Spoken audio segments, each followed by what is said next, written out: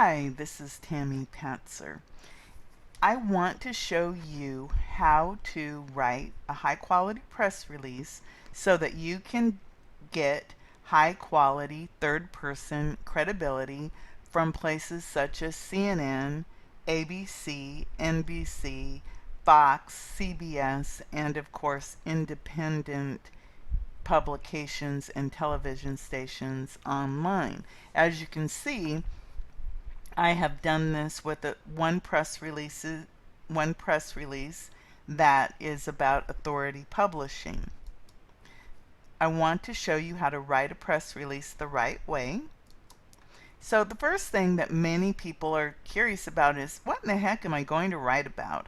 Well, there are many things to write about. These are just some really simple things. New product, service launches, scheduled events, promotional deals, charity events or drives, personal promotions, anything that's newsworthy, financial information, news conferences, features, accomplishments.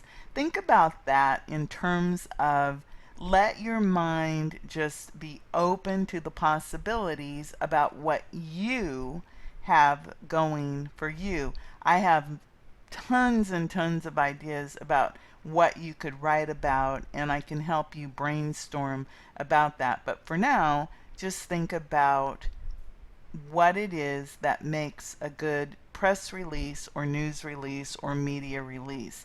I'll use these words interchangeably. They are about the same. There's some slight nuances with them, but the idea is you want to create a high quality press release or news release. First of all, you have to have something that is newsworthy. It has to be something that is deemed newsworthy in the eyes of the media, or they won't pick it up or even publish it. So typically, as I already gave you some ideas, it must be about something that is happening. For example, if you have just written a book, obviously the fact you've written a book is newsworthy. If you are having a grand opening, that's newsworthy. Or it could be as simple as you've just put out a new website or a new video. That also could warrant a press release. Also, you want to write about what people are interested in knowing. For example, tips can be very interesting to people. The 5 ways to do this, 6 ways to do that, 7 ways to do something. So think about it. A new book, new employee, promotions. Again, I have a list. You need to write in what is called an objective tone. That means third person. Avoid the use of words like I or you or we. And avoid the use of exclamation points or any type of other hype. For example, you don't want to say, I was so excited, exclamation point, exclamation point. You just don't do it in news. Also, when you're writing quotes or quotations, make sure that you are signaling that these are real words spoken by the use of quotation marks. Also, you want to avoid the use of adjectives or overused words like amazing or uppercase words like wow. Think about it in terms of you want it to be news and you're not putting any opinion into it. You are not writing an advertisement. You are telling the world about something of importance. You're not trying to convince them of anything other than that you are announcing that you have a new product, service, or deal or promotion. Typically, there's a standard length to a press release, and in the digital world, the tone and what I've been hearing and reading is about 300 to 600 words. Aim for about 500 and do not use fewer than 300. I used to write a column for the newspaper and my length was about 400 words, and that column ran the entire length of the front page of the section. So 400 to 500 words is actually quite a few words for a press release. And also remember, you can typically have photos and videos with press releases today. And then also you want to use press release formatting with a date line such as month, day, year, location, state, and country if it's required. This is really important. Standard grammar and spelling.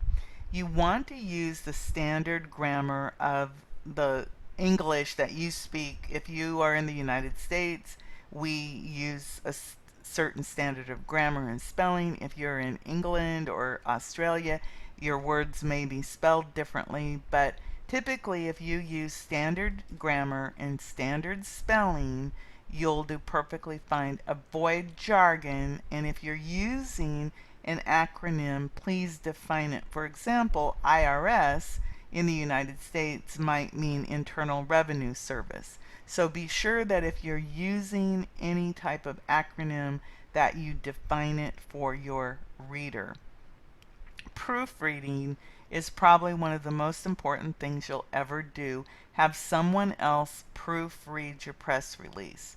If you don't have anyone, the best thing to do is to write it, walk away, leave it, print it out, proofread it on paper. There's something about proofing on a computer screen that is a little bit more difficult. It's easier to miss things.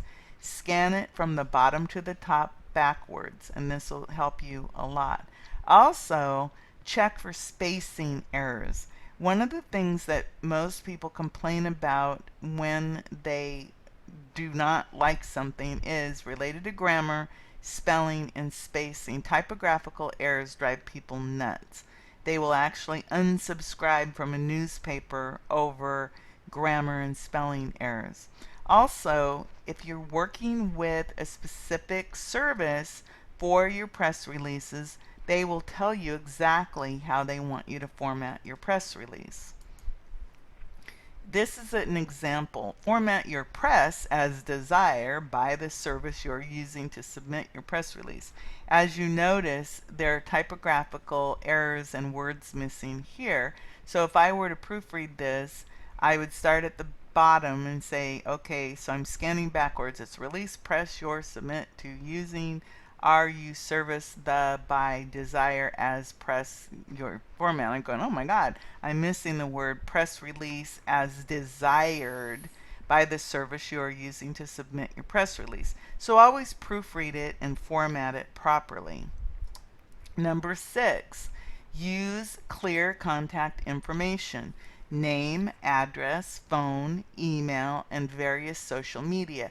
Again, your press release service will instruct you on exactly where and what information they want you to provide in your press release. 7, this is important, what you cannot write about. Typically, you cannot write about sex or porn. That's typically a given. No payday or short-term loans, no work from home, no electronic cigarettes, no raspberry ketone or diet pills, no stock recommendations, no online pharmaceuticals, no gambling. So basically, you can't write about advertising items or about vices. Typically, you will get rejected if you try to write press releases about these things. 8, this is really, really important. Think news, not links. I see all of these courses and people trying to talk about press releases as good links. Think about a press release as news, as a way to get the word out, to gain third-person credibility, to gain authority. I'm a former newspaper editor, and I can't tell you how many times I sat in front of my email, delete, delete, delete, or in front of the garbage can, tossing press releases into the garbage can because they did not pertain to anything that I needed for my particular newspaper, because I was looking for news that was local, not national or international. So always think about what you have in context of what it is you're trying to promote. Obviously, if you're having a local event, you don't need national coverage. But if you're having something that could be of interest in a national or international sense, by all means do use national coverage. Do not over optimize your press release, meaning do not keyword stuff it. Do not put the same words in it over and over again. And you cannot overuse links. Typically they allow you to have maybe 3 links in your presentation or in your 500-word press release. Don't overuse them. Read the rules and do the rules. That's your best bet. Remember, often press releases at a press release service are reviewed by humans. They will tell you what you're doing wrong, and they will not release your press release out to the world until it's done right. So don't think that you can just send out any old piece of crap information, because these press release services have reputations that they need to uphold. So learn how to do it right and then do it correctly. If you need more information, you can contact me. Use my personal Gmail account, tamarapatzer@gmail.com, and if you could put in the subject line what it is that you're interested in so that I know it's related to press releases, I'll open it and I'll answer you. Now, I just want to leave you with this. How would you like to get found online, gain your credibility and your authority? I'm showing you an example right here with this last slide. You can do it. If you need help doing it, I can do it for you. Just let me know. If you want to learn how to do this for yourself, I can teach you how to do it. This is Tamara Patzer. I'll talk to you again soon.